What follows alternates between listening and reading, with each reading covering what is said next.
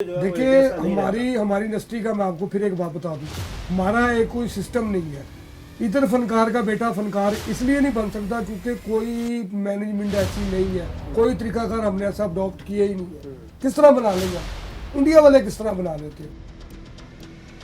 उसमें तो जो मर जाएगा उसके पीछे सब उसके क्रेडिट को भूल जाएंगे। बड़े बड़े पाकिस्तान के बड़े बड़े लेजेंड जो इस टाइम फौत हो चुके हैं, ये दुनिया में नहीं रहे, उनके बच्चे कहाँ हैं? हम तो फिर एक वेब टीवी पे आपको नजर आ रहे हैं, वो तो मुझे इतना भी करते नजर नहीं आते। मुनाफकत, खुद गर्जी मैं ये आगे नहीं आने देती। और जो स्ट्रगल करके आया होता है उसकी कोशिश होती है कि मैं मतलब 30-35 साल ले आवा हूँ, मैं को 30-35 साल मजे भी लवा। प्रोड्यूसर भी बड़ा समझदार होता है, राइटर डायरेक्टर भी बड़े समझदार होते हैं, उनको पता है कि इस टाइम किसका सिक्का चल रहा है, वो उसी के इशारों पे खेलते हैं और उसी से पूछ के सबका कैरेक्टर लिखा जाता है। और जो लड़का वो देखे ना कि ये हाइट पकड़ रहा है या ये हमें जल्दी से पकड़ेगा आगे से आगे, उसको तो एंट्री काट देते हैं। वो कहते हैं हमारे से एंट्री नहीं करवानी इसकी।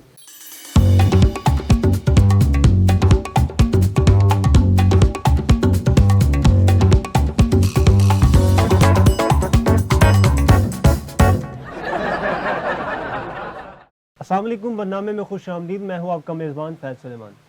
नाज़रीन, आज मेरे लिए बहुत फ़ख्र की बात है कि हम प्राइड ऑफ पाकिस्तान, पाकिस्तान का फ़ख्र, पाकिस्तान की शान जुवेद साहब के बारे में बात करेंगे। आज जुवेद साहब के साहबजादे से, जो कि अदनान हसन साहब हमारे साथ मौजूद हैं, उनसे जानेंगे उनकी ज़िंदगी के बारे में, उनकी फ़िल्मी और फ़नी ज़िंदगी का आगाज़ कैसे हुआ और एहतमाम कैसे हुआ। सारा कुछ आज हम जुवेद हसन साहब के बारे में जानेंगे। उन्हीं के साहबजादे जो कि बदनामिया टीम के कह लें कि बहुत अच्छे कॉमेडियन हैं, बदनामिया टीम के बहुत अच्छे एक हिस्सा हैं, और उनके साथ मौजूद हैं जमील फ़रूकी उर्फ रोमियो।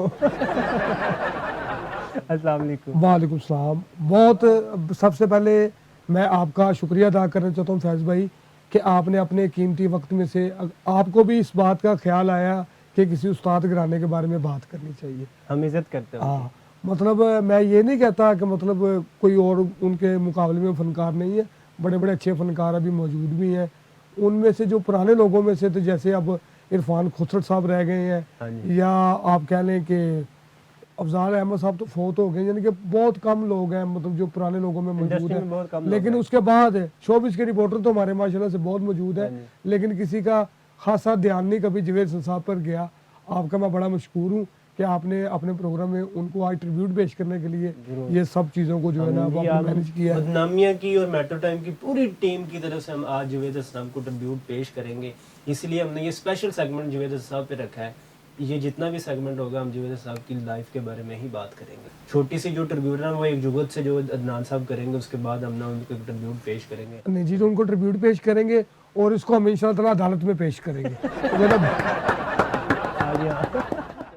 अच्छा यार अदनान भाई, मुझे ये बताएं कि जुवेद साहब जो है उनका ये फिल्मी ज़िंदगी, फ़नी ज़िंदगी कैसे आगाज़ किया उन्होंने? जुवेद हसन साहब क्योंकि अपने घर में दूसरे नंबर पे थे। सबसे पहले तो उनके बड़े भाई थे, उसके बाद फिर जुवेद साहब की 6 सिस्टर्स और फिर जुवेद साहब और फिर उनके छोटे भाई। तो जुवेद साहब तो सबसे पहले अपने घर में बड़े लाडले थे और उनको एक्टिंग का जुनून था, शौक़ नहीं था, जुनून था। तो उन्होंने अपने जुनून को मनवाया, लिखा फिल्मों में, डायरेक्शन दी फिल्मों में, एक्टिंग की as a writer, director, actor and वो प्रोड्यूसर भी अल्लाह के हुक्म से 5-6 फिल्में, 7 फिल्में मतलब वो हमने अपनी भी यानी कि लॉन्च की हैं। उसके अलावा तो प्रोड्यूसर्स के साथ ही मिलकर कोई ना कोई मामला चलता है, तो यानी कि सोलो भी हमने फिल्में अपनी बनाई हैं। शुक्र अल्लाह पाक का, जुवेद साहब ने पाकिस्तान में बड़ा अच्छा काम किया है और अपना लोहा मनवाया है। उसने अच्छा काम किया लेकिन इसने बेड़ा गर्क किया। हाँ, जारी बात है, फिर हो जाता है ऐसा।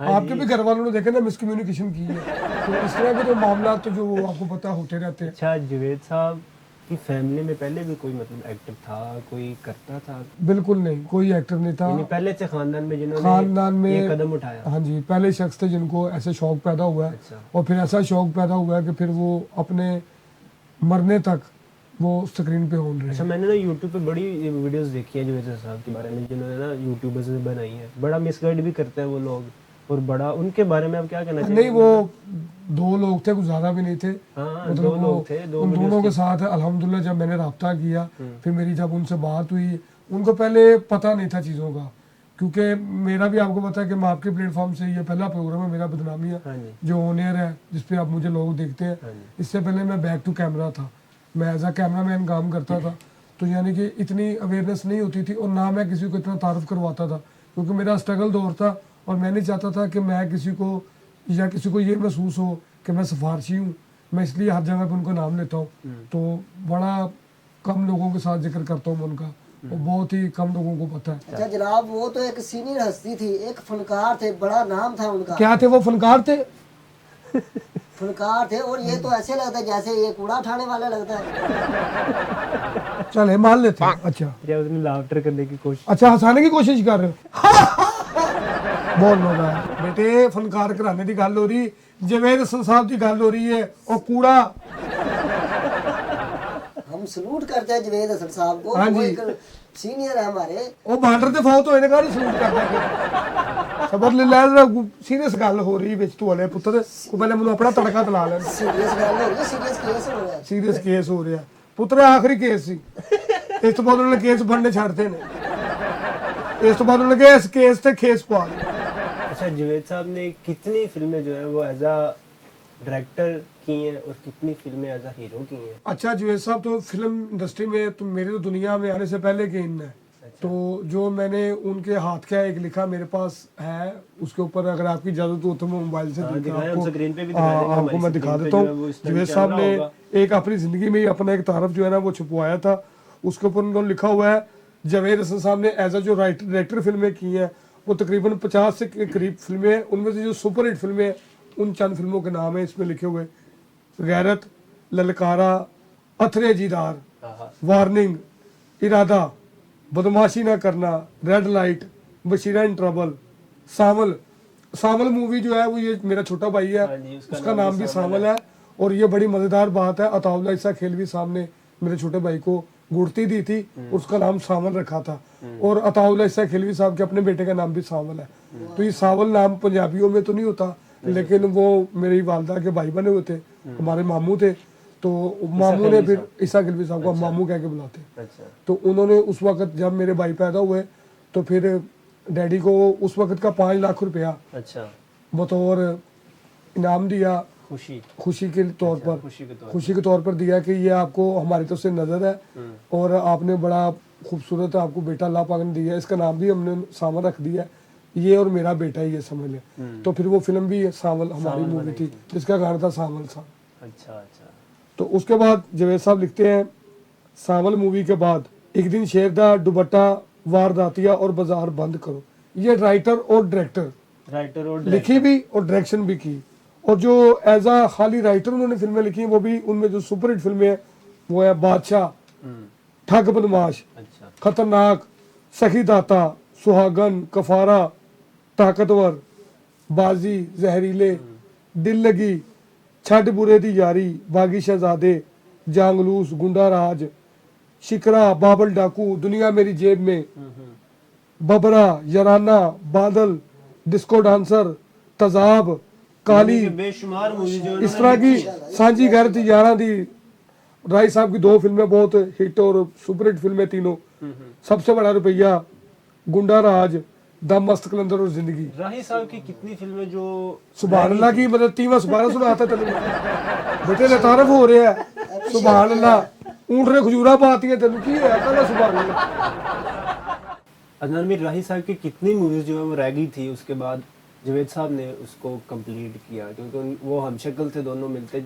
जी जी, पूरा मुशाबा था उनके राही साहब के। और राही साहब अपनी, अच्छा कई लोगों को सिर्फ यही पता है कि राही साहब के मरने के बाद जावेद हसन साहब ने उनकी फिल्में करवाई, उनको यही नहीं पता कि राही साहब जब आम रूटीन में भी मसरूफ हुआ करते थे तो वो जावेद हसन साहब को कहते थे कि जेदिया यार जाकर जरा मेरा ना शॉर्ट करवा दो थे, वो चीट किया करते थे। ये उनकी हयाती में भी ये होता रहा है। ये जावेद साहब ने हमें ये वाकया खुद सुनाया है कि जब वो राही साहब जिंदा थे वो उस वक्त भी उनकी जगह पर जाकर चीट रोल किया करते थे जहाँ पर राही साहब को टाइम नहीं मिलता था। तो और उनके मरने के बाद भी उनकी 2-4 जो फिल्में रह गई थी वो भी फिर जावेद साहब को लेकर उन्होंने चीट कर कर दूर से कैमरे लगाकर या क्लोज शॉट जैसे भी उन्होंने करना था, उन्होंने यानी कि लोगों को दिखा दिया कि राही साहब की फिल्म कंप्लीट है। होगी। सही हो। और उस फिल्मों का जावेद साहब ने कोई मुआवजा नहीं लिया, वो जितनी भी फिल्में की हैं फ्री एंड कॉस्ट की हैं। राही ये साहब साहब राही साहब की मोहब्बत में, राही साहब को सारी ज़िंदगी राही साहब का है और राही साहब के फ़ैन रहे हैं, राही साहब के फॉलोअर रहे हैं। एक दफ़ा मैंने अपने डैडी से शिकवा किया कि आप अपनी पहचान क्यों नहीं बनाते, आप जहाँ जाते राही साहब के कहते हैं जहाँ, वो कहते पुत्र मैं राही दी राही मेरे च मैं राही चा, मतलब मैं राही का सौदा ही बेचना। वाह वाह वाह। भले उन्होंने 300 फिल्म लिख ली या 400 लिख ली, राही साहब हालांकि एक्टर थे, राइटर डायरेक्टर एक्टर प्रोड्यूसर नहीं थे। मतलब ये चीजें नहीं थी, वो खाली सिर्फ एक्टर एक्टिंग थे। करते लेकिन जुएद साहब के पास ये सारे महकमे होने के बावजूद भी वो राही साहब को जितना वो मदाह थे, वो राही साहब को बड़ा फॉलो करते थे। और उनके मरने के बाद भी सारी जिंदगी लोगों को राही साहब दिखाया कि राही है, राही गया नहीं। उनके मरने के बाद मुझे लगा है, जुवेद साहब के मरने के बाद भी मुझे अब लगता है कि अब शायद राही साहब का जो हमें अक्स नजर भी आता था ना, अब वो भी बंद हो गया। ना जुवेद साहब का ना जुवेद साहब ना राही साहब।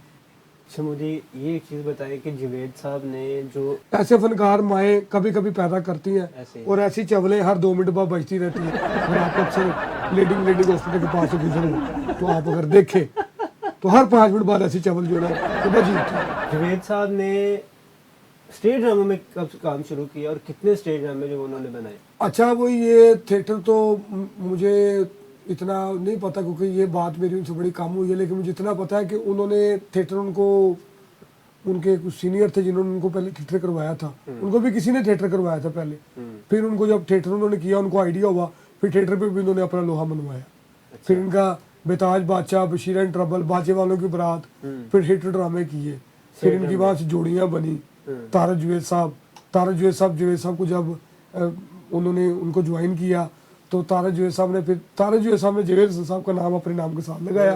तारा जुवेद और जवेद हसन की जोड़ी फिर मशहूर रही है।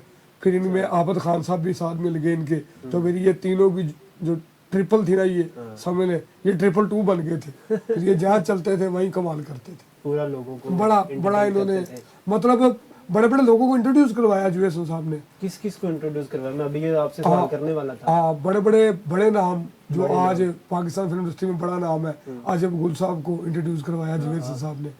जुवेद हसन साहब ने सुल्तान अली साहब के बेटे को, हैदर सुल्तान को इंट्रोड्यूस करवाया, सना को करवाया, नरगिस को करवाया, शफकत चीमे को करवाया, सोहेल अहमद साहब को करवाया।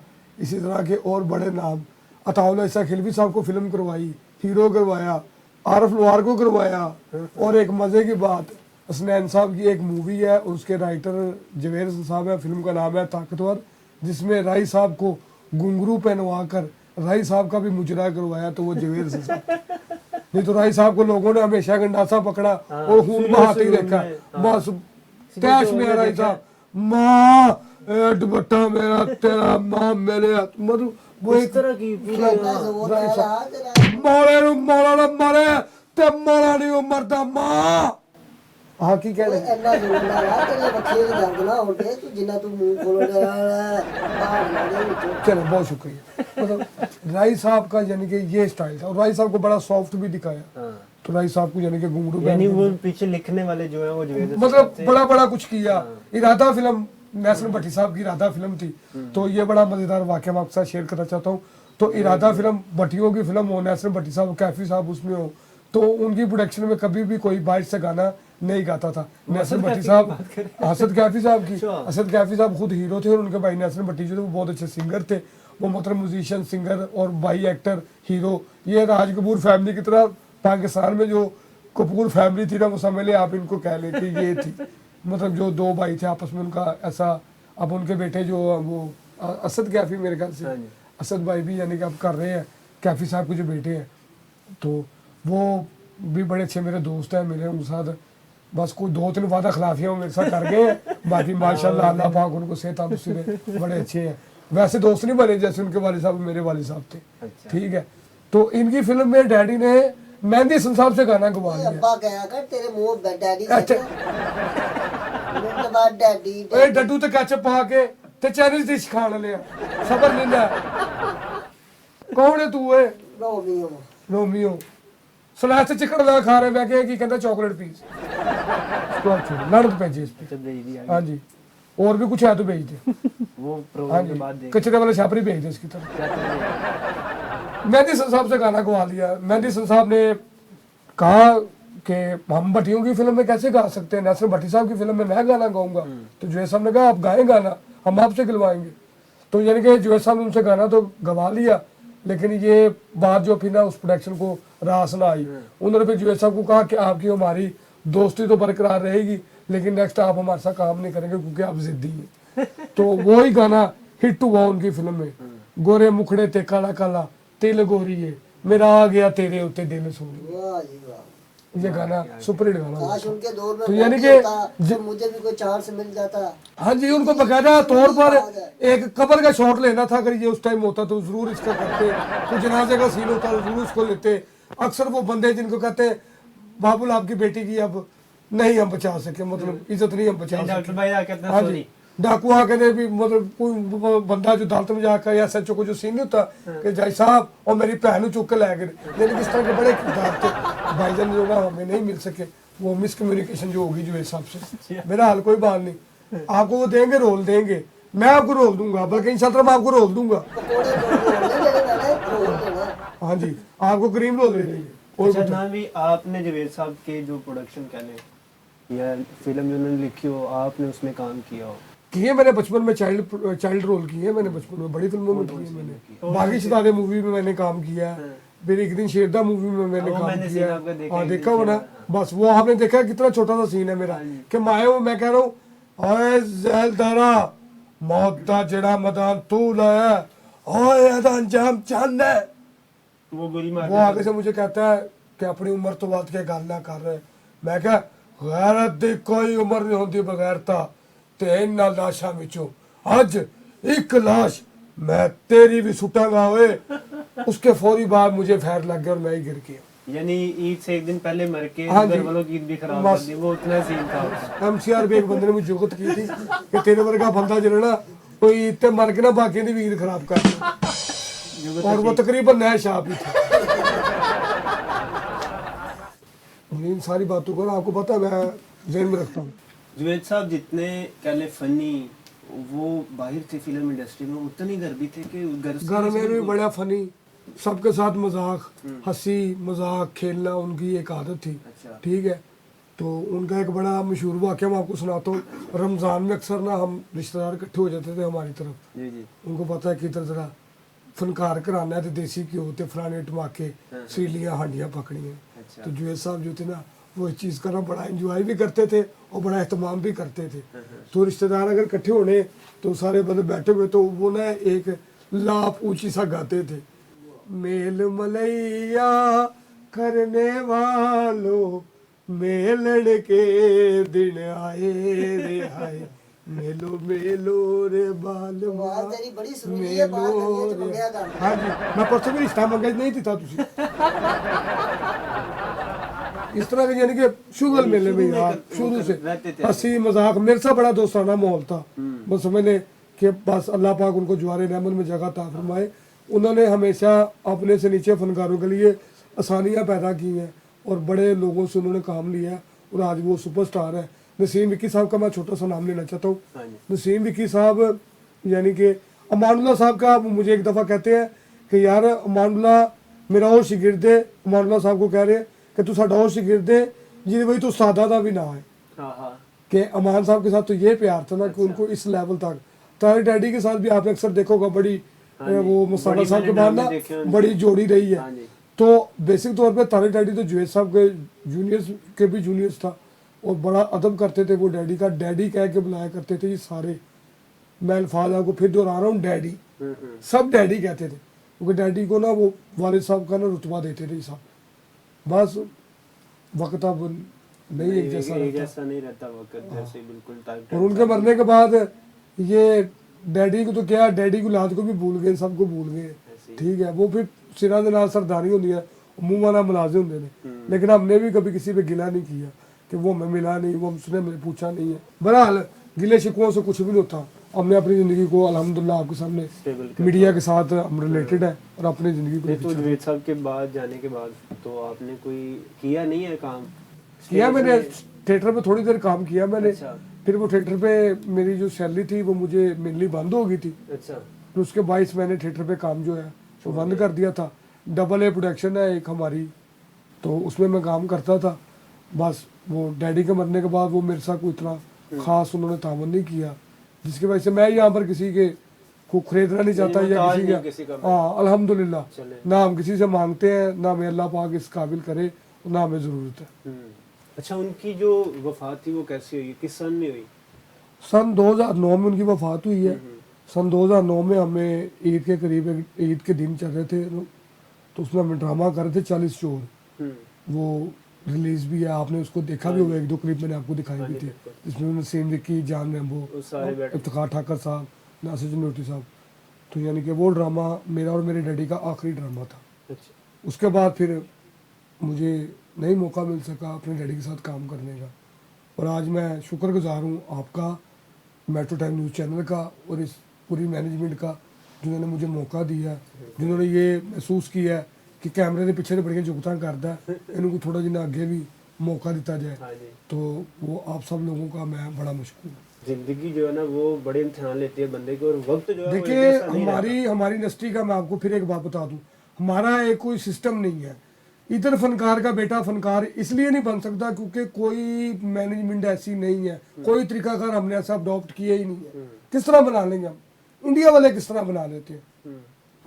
ऐसे ही। इंडिया वाले किस तरह बना लेते हैं? उनका एक इरादा है, एक विजन है, उन्होंने एक उसके पीछे एक स्ट्रगल बस है, वो मौका देते हैं आगे वो आने का। बाप को नहीं भूलते तो बेटे को कैसे भूल जाए? ऐसे ही है। इधर तो जो मर जाएगा उसके पीछे सब उसके क्रेडिट को भूल जाएंगे। यानी कि जावेद साहब के गुजर जाने के बाद जी जी, और उससे पहले बड़े इंडस्ट्री में बड़े आप जाते थे। पाकिस्तान के बड़े बड़े लेजेंड जो इस टाइम फौत हो चुके हैं या दुनिया में नहीं रहे, उनके बच्चे कहाँ हैं? हम तो फिर एक वेब टीवी पे आपको नजर आ रहे हैं, वो तो मुझे इतना भी करते नजर नहीं आते, पता नहीं वो मैं किन आपसे वही पूछने लगा था ना, गुमनामियों में खो गए। हाँ जी, हाँ मैं आपसे वही पूछने लगा था कि जावेद साहब के जाने के बाद और उनसे पहले यानी कि इंडस्ट्री में आपने क्या देखा कि क्या चेंज आता है फौरी? आपने ऑब्जर्व तो किया होगा ना? मैंने ये देखा है कि वही आपके जो पाकिस्तान के बड़े बड़े नाम, वही एक्टर, वही फनकार जिनको लोग मिलने के लिए तरसते हैं, आपका 24 घंटे उनके साथ बैठना, उठना, सोना, खाना पीना, आउटडोर हम जा रहे हैं, इकट्ठे रह रहे हैं, तो मतलब कोई फासला नहीं होता। और आज इतना गायब है कि मैं समझ लें कि ऐसा लगता है कि हम ज़मीन पर हैं और वो आसमान पर है। यानी कि उन्होंने, किसी ने आपको नहीं कहा कि यार तू आ, हम तुम्हें काम देते हैं, आगे वो आओ, बेचारे तो वो मुझे काम क्या देंगे? सब अपना अपना काम ढूंढते फिरते, मुझे काम क्या देना? उनको अपना काम ढूंढने के लिए इंडिया जाना पड़ रहा है, ऐसे ही। सिखों के साथ काम कर रहे हैं, तो मतलब जिनकी कदर इधर रह के नहीं हो रही, तो वो उनको कदर है इंडिया वालों को। इंडस्ट्री में ऐसी क्या चीज है जो लोगों को आगे आने नहीं देती? मुनाफकत, मुनाफकत, खुद गर्जी, मैं ये आगे नहीं आने देती। और जो स्ट्रगल करके आया होता है ना, उसकी कोशिश होती है कि मैं मतलब 30-35 साल ले आवा हूँ, मैं को 30-35 साल मजे भी लवा, यानी मैं मतलब पहले अपना मतलब मैं नाम रिएक्ट भी नहीं करना उसने किसी को, ना उसने रिएक्ट करना है, ना आपको। प्रोड्यूसर भी बड़ा समझदार होता है, राइटर डायरेक्टर भी बड़े समझदार होते हैं, उनको पता है कि इस टाइम किसका सिक्का चल रहा है, वो उसी के इशारों पे खेलते हैं और उसी से पूछ के सबका कैरेक्टर लिखा जाता है। और जो लड़का वो देखे ना कि ये हाइट पकड़ रहा है या ये हमें जल्दी से पकड़ेगा आगे से आगे, उसको तो एंट्री काट देते हैं, वो कहते हैं हमारे से एंट्री नहीं करवानी इसकी, इसको लहदा करवाओ। तो ये चीज़ें बड़ी अंदर की डीपली चीज़ें हैं जो मैं अब आपको समझाना शुरू करूंगा तो कई मेरे फनकार भाई जो नाराज भी नाराज हो जाएंगे। बिल्कुल ऐसे ही हम किसी को पर्दाफाश होता है ना इनका। नाराज नहीं हम करना चाहते, हम सिर्फ आज का जो सेगमेंट है हमारा, हम जावेद हसन साहब को कह ले कि ट्रिब्यूट पेश कर रहे हैं, बहुत शुक्रिया आपका। क्योंकि वो पाकिस्तान की शान है, बड़ा काम किया उन्होंने। मैंने उनके बारे में एक दो नावल जो है ना वो पढ़ा था, आपने मुझे सेंड किया था, मैंने बड़ा वो आपको मैंने इंडिया की एक पिक्चर भी सेंड की थी जवैद साहब की, ऋषि कपूर और शमी कपूर साहब के साथ। वो उन्होंने बड़ा जो है ना कह लें कि इंडस्ट्री में काम किया, इंडस्ट्री को बड़ा कुछ दिया है।